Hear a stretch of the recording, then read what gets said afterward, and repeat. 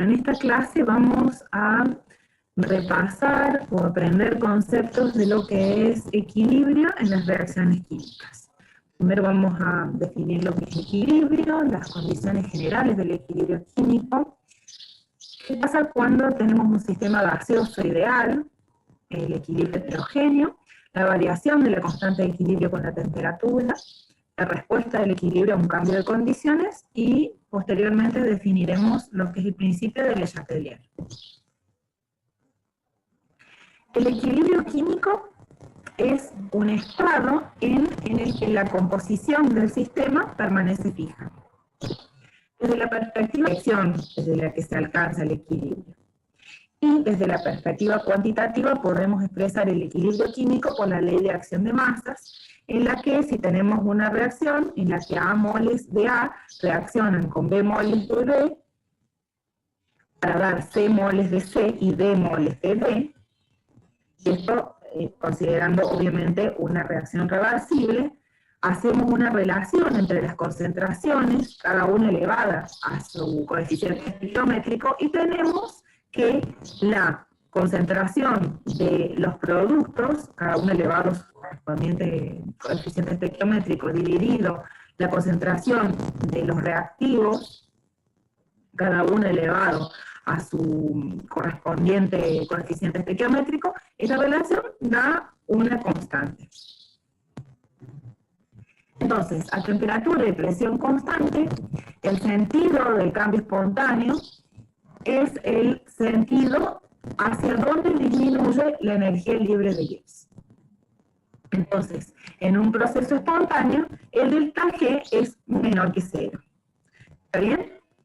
Para calcular el delta G, es decir, el cambio de energía libre de Gibbs, hacemos la sumatoria de las energías libres de Gibbs de los productos menos la sumatoria de la energía libre de Gibbs de los reactivos. Entonces, bueno, al inicio vamos a tener que el delta G es menor que 0, porque la sumatoria del delta G de los productos es menor que la sumatoria del delta G de los reactivos. Cuando el delta G es igual a 0, tenemos que el delta G de los productos es igual al delta G de los reactivos y así la reacción se encuentra en equilibrio. Para hablar de equilibrio homogéneo, podemos plantearlo de esta manera. Habíamos dicho que el delta G lo sacábamos como la sumatoria del delta G de los productos menos la sumatoria de los delta G de los reactivos. Esto se saca obviamente desde tablas. Usualmente estos valores están tabulados para una temperatura estándar de 25 grados centígrados. Para una mezcla de gases ideales podríamos establecer que estas G, que tienen digamos una barra arriba, están representadas por la energía libre de Gibbs estándar, es decir, la que sacamos de tabla, más R por T por el logaritmo natural de la presión parcial de ese gas, dividido la presión total del sistema. Entonces, si planteamos para una mezcla de gases ideales, considerando que la reacción anterior era toda de gases ideales, o sea, A, B, C y D eran gases ideales, y reaccionaban entre sí, podemos plantear esta ecuación para cada uno de estos gases. Es decir, podemos plantear un G sub I para cada gas, para A, para B, para C y para D. Obteniendo finalmente esta relación, que el delta G es igual al delta G estándar más R por T por el logaritmo natural de esta relación que sale de acomodar la ecuación anterior. Esta es justamente la isoterma de reacción, donde Q se establece como cociente de reacción, que es la relación entre las concentraciones expresadas en presiones parciales, en este caso porque estamos trabajando con gases ideales, cada una, obviamente, elevado a su correspondiente coeficiente de reacción. Entonces, finalmente, así llegamos a una expresión de isoterma de reacción. Entonces, cuando llegamos al equilibrio, el delta G habíamos dicho que era igual a 0. Entonces, si planteamos esto para la ecuación anterior, lo igualamos a 0, podemos decir que esta relación que entre las concentraciones elevadas a sus coeficientes estequiométricos, cada una obviamente correspondiente a la presión parcial del gas, entonces esto también se puede denominar como constante de equilibrio termodinámica, y esta constante de equilibrio es adimensional, y sería las relaciones de las concentraciones de los productos elevados a sus coeficientes estequiométricos respectivos dividido la multiplicación de las concentraciones elevado, digamos, de los reactivos elevados a sus coeficientes estequiométricos. Entonces, finalmente llegamos a que el delta G estándar es igual a menos R por T por el logaritmo natural de la constante de equilibrio termodinámica. Finalmente, arreglando un poquito la ecuación, llegamos a que A sub P es igual a E a la menos delta G estándar dividido R por T, siendo R la constante de la ley de los gases ideales y T la temperatura del sistema. Entonces, así podemos ver la funcionalidad de la constante de equilibrio en función de la temperatura.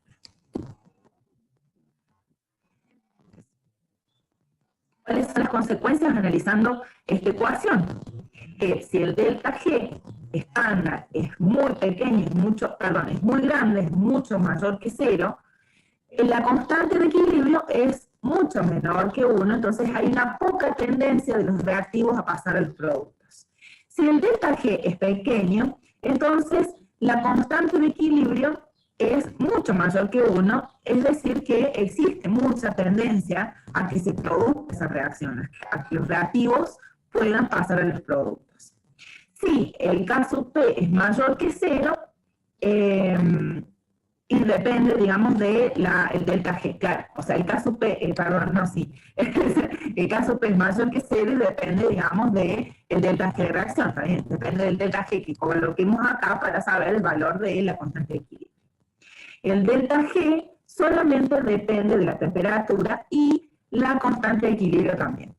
Y hay dos formas de determinar el K sub P, ¿está bien? O sea, por un lado podemos saber cuáles son las concentraciones de los productos, o sea, determinar las concentraciones de los productos, determinando las concentraciones del equilibrio, los colocamos allí, obviamente lo tomamos en el equilibrio, lo elevamos a cada uno de esos valores a su correspondiente coeficiente estequiométrico dada por la reacción química y podemos estimar la constante de equilibrio. Otra de las maneras de estimar la constante de equilibrio, que usualmente es la más utilizada, es saber cuál es la temperatura a la que vamos a usar esta reacción y sacar el delta G de una tabla.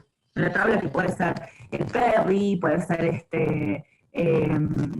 algún libro, el líder de fisicoquímica. Bueno, hay muchos lugares donde se puede sacar ese delta G que está tabulado.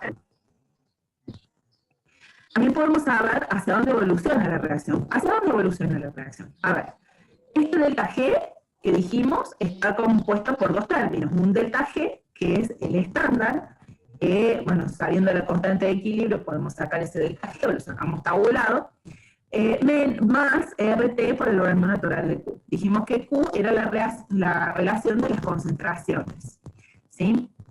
¿Qué podemos sacar a partir de esto?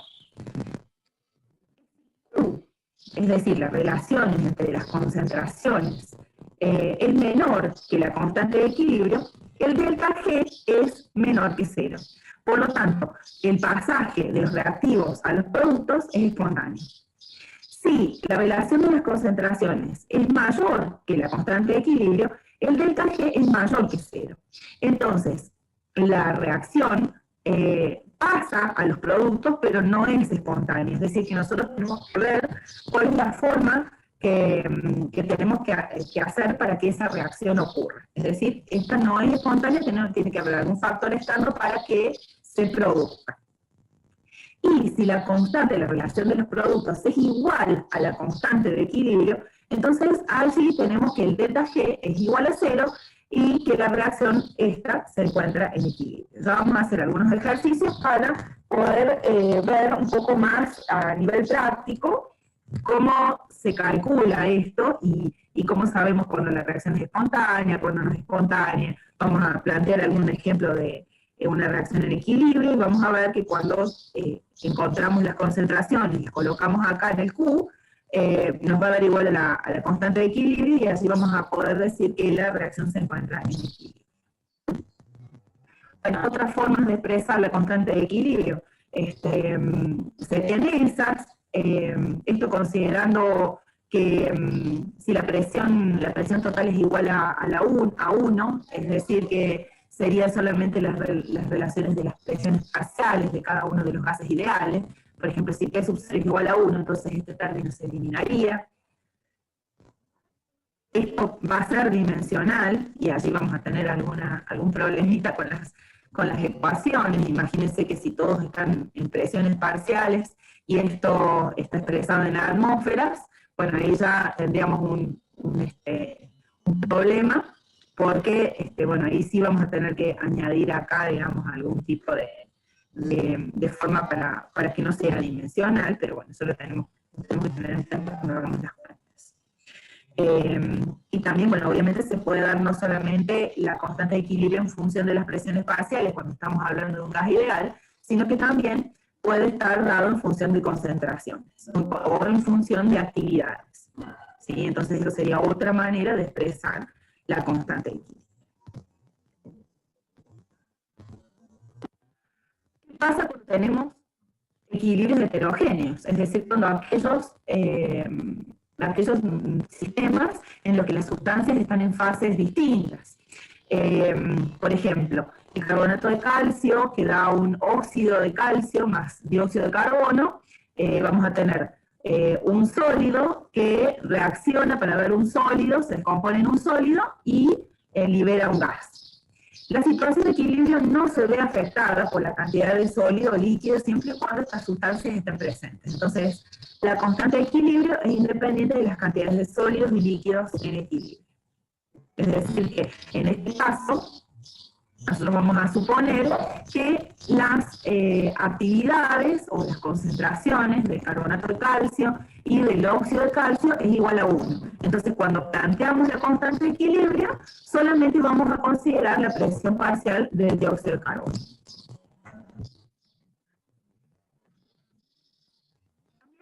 Presenta otro interrogante. ¿Cómo podemos modificar la situación de equilibrio? Recordemos que, bueno, acá habíamos dicho que en el equilibrio Q era igual a la constante de equilibrio. Q, recordemos que es la relación de las concentraciones de los productos y los reactivos. Entonces, ¿cómo lo podemos hacer? Por un lado, cambiando la constante de equilibrio, y por otro lado, cambiando Q. Es decir, por un lado, atacamos la constante de equilibrio, y por otro lado, podemos atacar la Q. ¿Bien?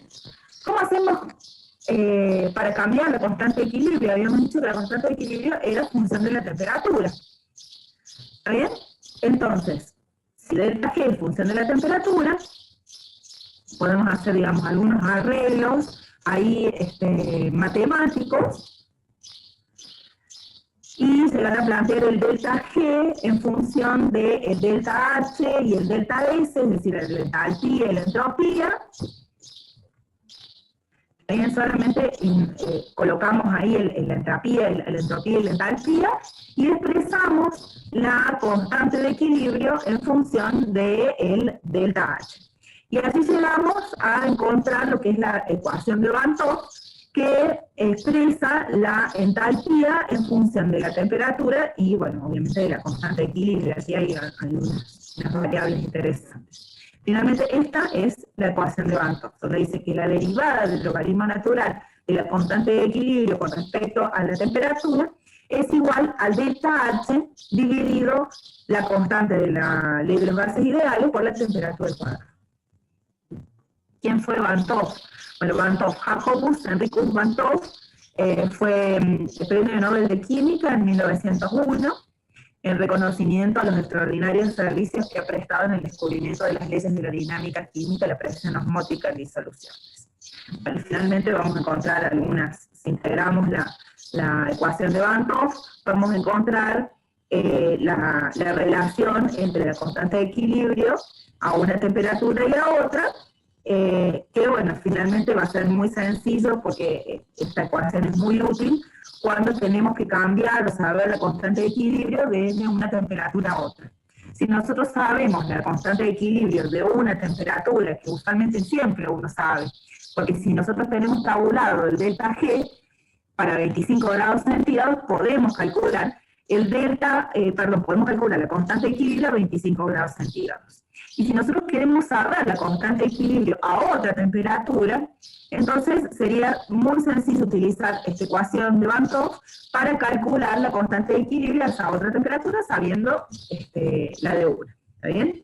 Es muy interesante esta ecuación de Van 't Hoff siempre que consideremos que el cambio de entropía es constante. Y eso hay que tenerlo en cuenta, que lo que calculamos acá, obviamente, debería ser una variación de temperatura no muy grande.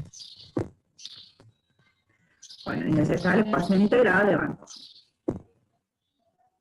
Bueno, ¿qué pasa cuando tenemos un delta H que es mayor que 0? Es decir, que tenemos una reacción endotérmica.